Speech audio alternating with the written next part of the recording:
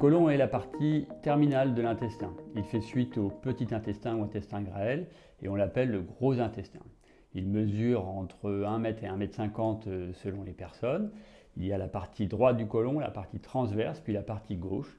Il se termine par le rectum qui joue un rôle de réservoir des selles pour aller aux toilettes 1 à 2 fois par jour.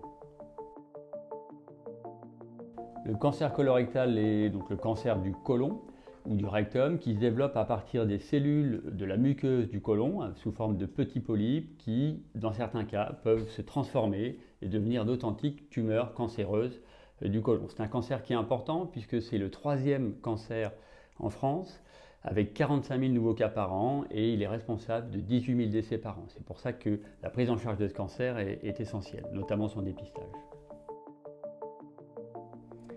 Les symptômes du cancer colorectal sont souvent des douleurs abdominales ou une modification du transit. Parfois ça peut entraîner des saignements avec la présence de sang dans les selles ou parfois des saignements qui sont occultes puisque le sang est mélangé aux selles et ne se voit pas et ça entraîne une anémie progressive. Quand le cancer touche le rectum, donc la partie terminale du côlon, les signes sont différents avec des douleurs au niveau du pelvis, des fausses envies où là les rectorragies, la présence de sang dans les selles peut être plus présente. En cas de cancer avancé, la tumeur peut obstruer la lumière du côlon. Ça peut entraîner une occlusion qui nécessite une intervention rapide puisque c'est une urgence chirurgicale. Donc le cancer du côlon se développe toujours à partir de lésions précancéreuses ou appelées polypes du côlon. Ce sont un amas de cellules précancéreuses dites adénomateuses qui ont un potentiel de dégénérescence et donc peuvent se transformer en authentique cancer.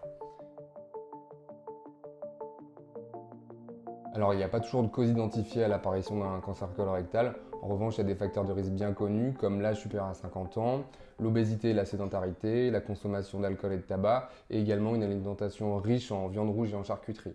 A l'opposé, la réalisation régulière d'une activité physique et sportive ainsi qu'une consommation de fruits et de légumes est un facteur protecteur du cancer colorectal. Donc le diagnostic d'un cancer colorectal est effectué au cours d'un examen endoscopique du côlon, appelé coloscopie. La coloscopie est indiquée dans 2 cas de figure, soit parce que le patient a réalisé un test de dépistage du cancer colorectal qui s'est avéré positif, soit parce que le patient est symptomatique, c'est-à-dire qu'il présente soit des douleurs abdominales, soit des troubles du transit avec une alternance de diarrhée et de constipation, soit du sang visible dans les selles. Donc le gastro-entérologue introduit une caméra par l'anus du patient et explore tout le cadre colique.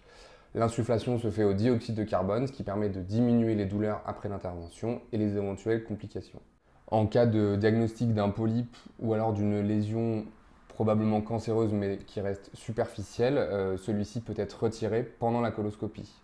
En revanche, en cas de tumeur avec une suspicion d'invasion des couches en profondeur, le médecin réalise des biopsies de cette tumeur qui seront envoyées en analyse. Les résultats seront en général reçus en 1 semaine. Et si le diagnostic de cancer est avéré, il réalise un examen complémentaire avec une prise de sang, un scanner du thorax et de l'abdomen. Et la plupart du temps, le patient est référé à un chirurgien pour la suite de la prise en charge. Le traitement du cancer colorectal est chirurgical. Ça consiste à enlever une partie du côlon et les ganglions qui drainent cette partie et de refaire le circuit entre ces 2 parties. Cette intervention a lieu par voie cœlioscopique, c'est-à-dire avec des petites incisions et une caméra qu'on introduit dans l'abdomen. Ça permet une récupération rapide du patient avec des protocoles de réhabilitation améliorés après chirurgie et l'hospitalisation est en général de 2 à 5 jours si tout se passe bien. En ce qui concerne le cancer du rectum, le protocole de traitement est en général plus long. Il comporte souvent une radiothérapie puis une chirurgie et parfois même avant ce traitement une chimiothérapie. Ce qui fait que l'intervention a lieu plusieurs mois avant le début du traitement. Pour la chirurgie, ça va consister là encore en l'ablation de la tumeur du rectum et donc du rectum adjacent et une reconstruction le plus souvent avec le côlon et la partie terminale du rectum pour refaire le circuit digestif. Le pronostic du cancer colorectal est globalement bon. Ça va dépendre de son stade et donc de son analyse au microscope. Dans certaines situations, on décidera de faire une chimiothérapie qu'on appelle adjuvante, préventive, après l'opération. En revanche, en cas de situation métastatique, il y aura alors une chimiothérapie à visée palliative pour freiner la maladie. Aujourd'hui, avec les protocoles de réhabilitation améliorés après chirurgie, on a beaucoup réduit les durées d'hospitalisation après ce type d'intervention car la récupération est plus courte. On peut même envisager une colectomie en ambulatoire, comme nous le faisons depuis une dizaine d'années. En revanche, ça nécessite un suivi de son patient à domicile, avec une infirmière, avec des prises de sang et une application de télésuivi de type Maela, afin de sécuriser ce retour à domicile et de s'assurer que tout va bien.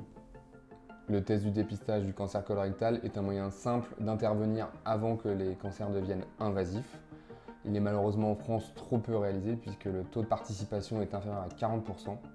Et c'est pourquoi il est important de rappeler que tous les patients doivent réaliser ce test à partir de 50 ans et ce, tous les 2 ans, si celui-ci s'avère négatif à chaque fois.